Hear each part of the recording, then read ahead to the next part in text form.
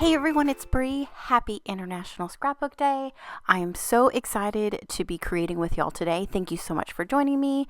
Welcome everybody from SCT. We have some really fun inspiration for y'all today up on the YouTube channel, and I'm super excited to be here sharing a new layout with y'all using the Butterfly Kisses collection from Doodlebug Design. Now, I have right there kind of like already my base for my layout. I am going to be using the new 6x8 paper pad, that specific gingham garden pattern paper, and then a piece of textured white cardstock from the coordinating cardstock kit trimmed down to an 11 by 11. Now I will get to that here in just a few minutes, but first I am going to be using the Flutterby's Doodle Cuts die set.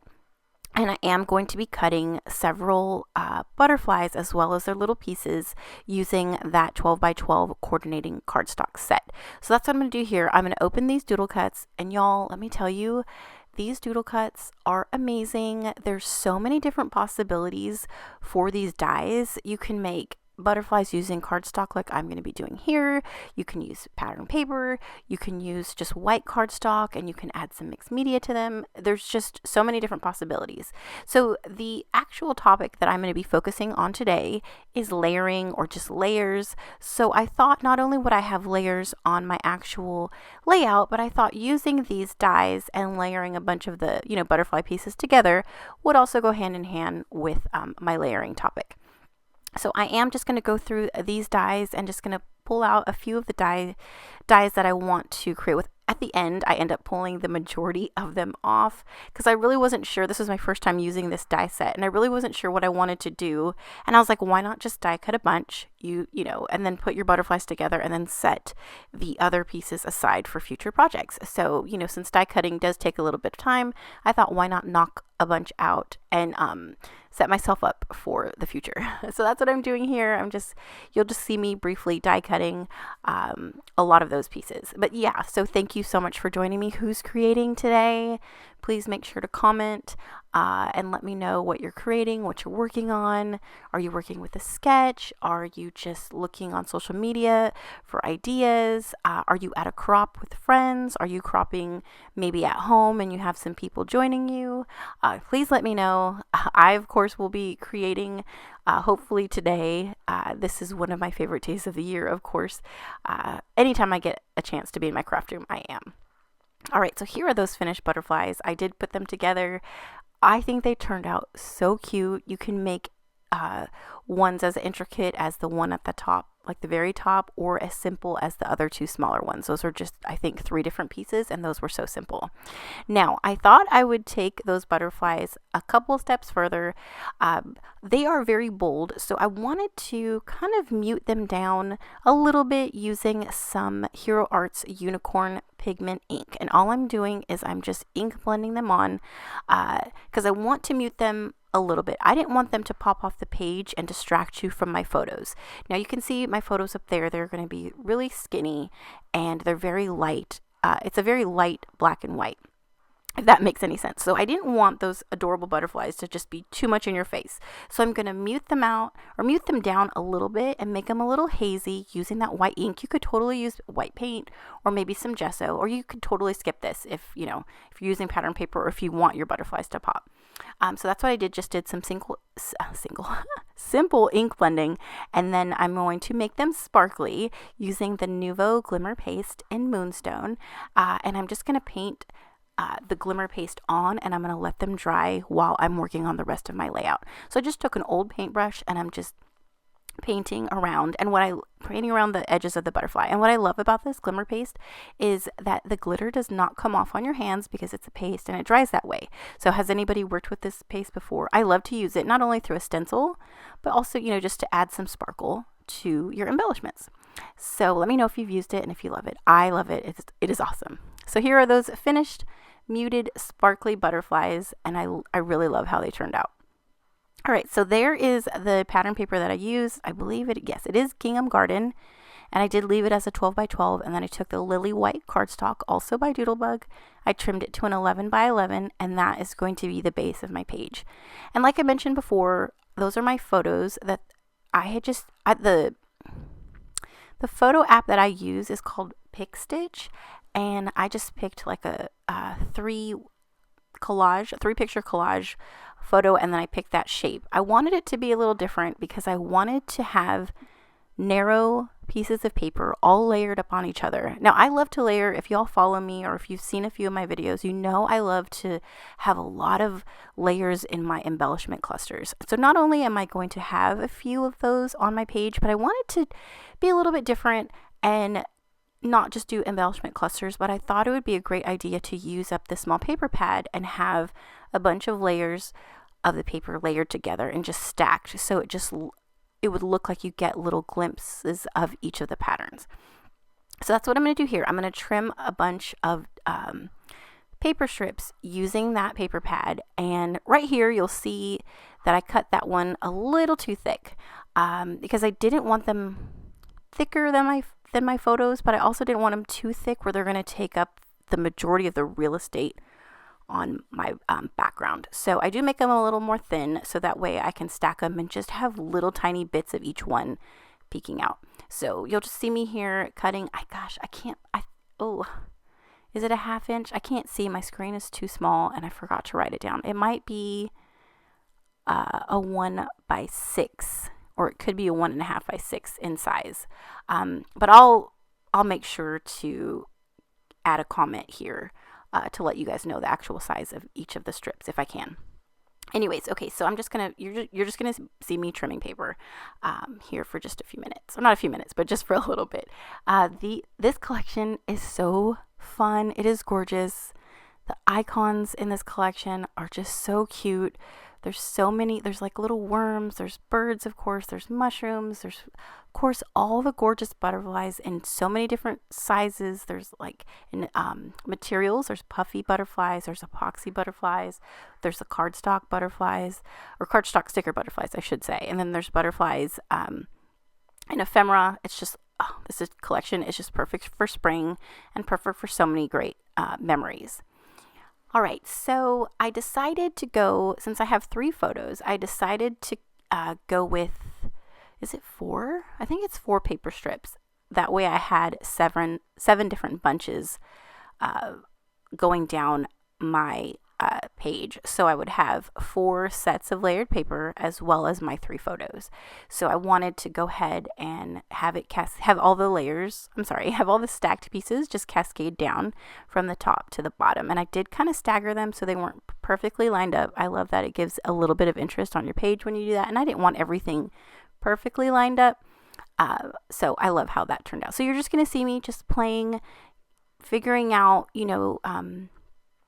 patterns that what went well together, and I didn't want it to be too crazy busy, and I wanted to make sure also that the colors were distributed evenly amongst all of my paper layers. So yeah, so just go ahead and watch me do that. But I hope you guys are definitely enjoying creating. Do you all like to layer on your projects? Do you enjoy making embellishment clusters?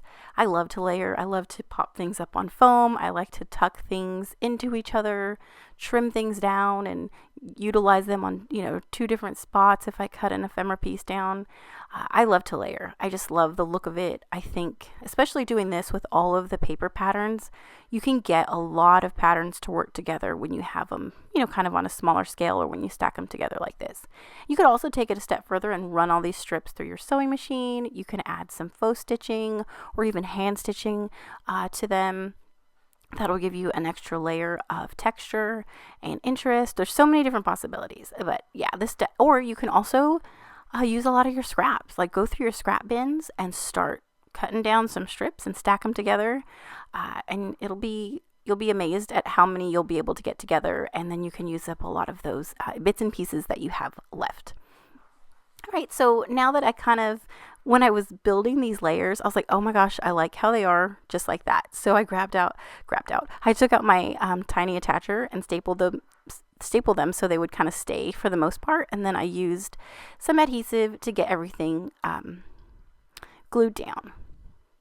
So I'm just doing that. But has anybody worked with this collection yet, or has anybody gotten their hands on it? It is lovely. Oh gosh, I love it. So pretty. So let me know in the comments below if you've picked up this collection yet. It's just so colorful. It's so fun and so happy.